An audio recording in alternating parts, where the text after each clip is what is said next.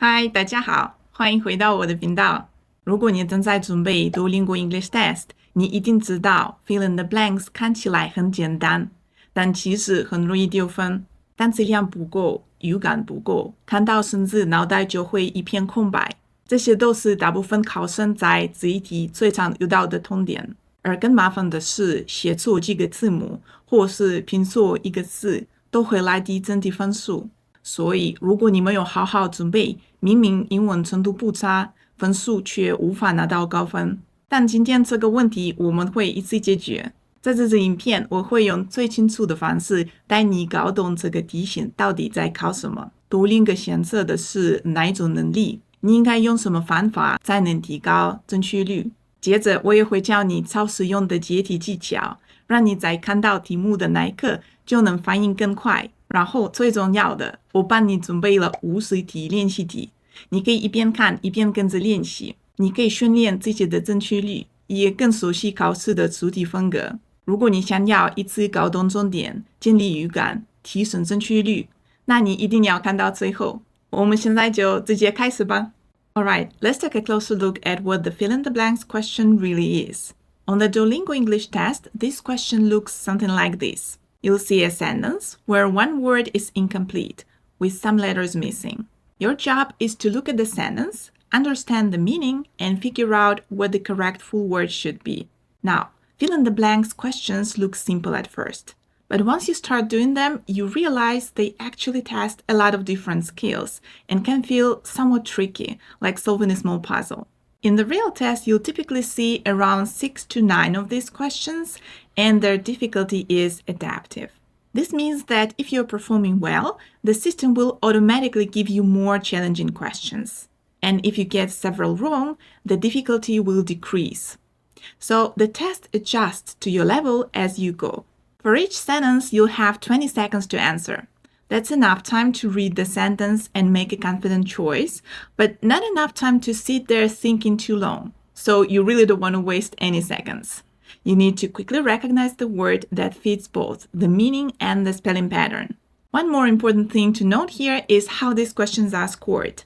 The system uses a very strict scoring method. It's basically correct or incorrect. There is no partial credit, and Duolingo doesn't give you points for being close. So if even one letter is wrong or out of place, the entire answer is counted as incorrect. Because of this, spelling becomes extremely important. You're not just trying to guess the word, you need to be confident that you can spell it exactly right. Even a small typo will lower your score.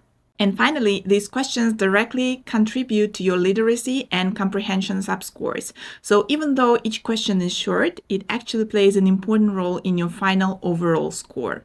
Now that you know what this question type looks like, let's talk about how to approach it in an efficient way. Here, I'd like to share some useful tips that will help you answer quickly and accurately within the 20-second limit.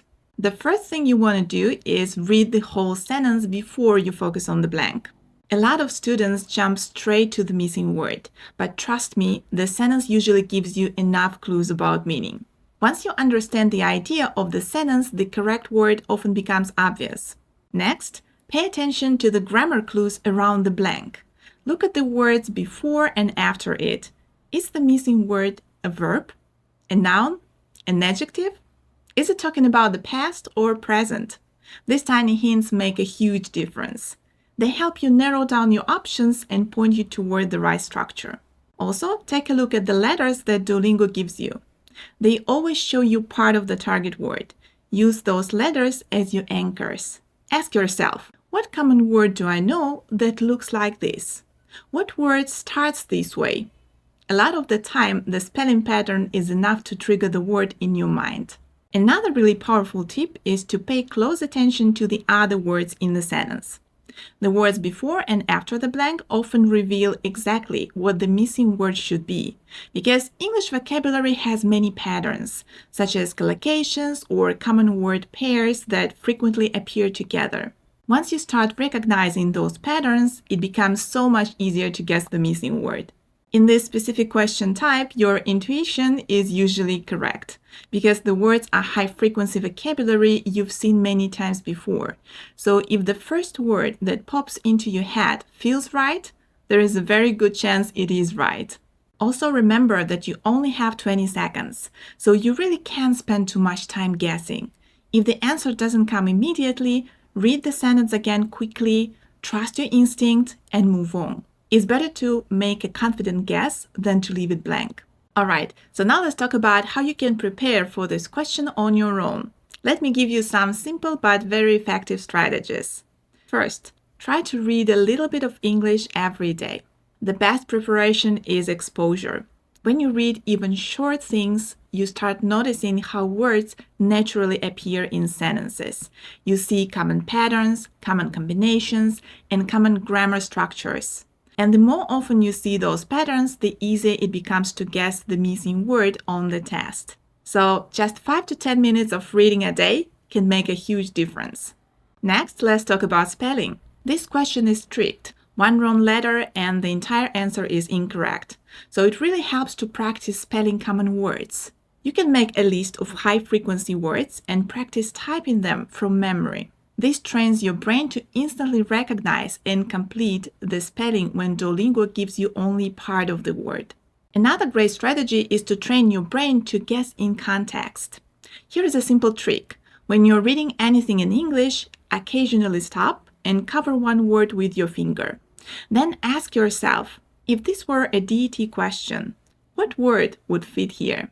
This teaches your brain to look for context clues, grammar patterns, and natural vocabulary choices. It feels simple, but it builds intuition really fast.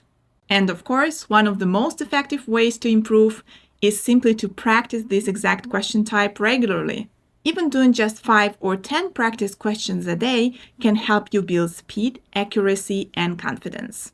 And once your brain gets used to seeing these missing letters and guessing the rest, these questions start to feel more automatic. Now that you understand how this question works and how to approach it, let's move on to the part that really helps you improve: practice. I've prepared 50 questions for you to train with today, and they are written in a style and difficulty level very similar to what you'll see on the actual Duolingo English test. They are arranged into sets of 6 to 9 sentences, just like in the real exam. The task is exactly the same. You'll see a sentence with one word partly hidden, and you'll need to use context, grammar, and spelling to guess it. You'll have 20 seconds to answer each question, so try to answer within that time limit as you practice. And if you find this practice helpful, please give this video a like. It really supports the channel and helps me make more lessons like this. Alright, let's get started with the practice sets.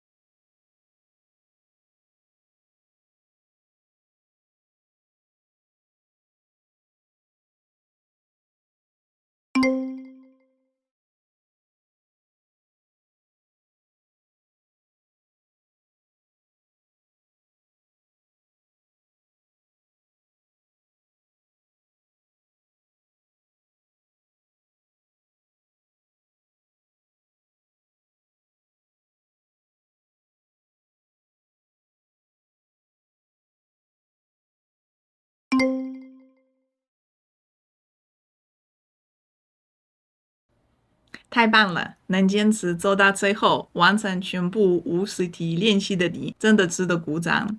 我真的很好奇，你今天答对了多少题呢？一定要在留言告诉我，我真的很想看到你的进步，也想一起替你开心。如果这支影片有帮助到你，记得按赞、订阅、开启小铃铛，这样你就不会错过我之后更多的影片。非常感谢你今天陪我一起练习，我们下次再见，拜拜。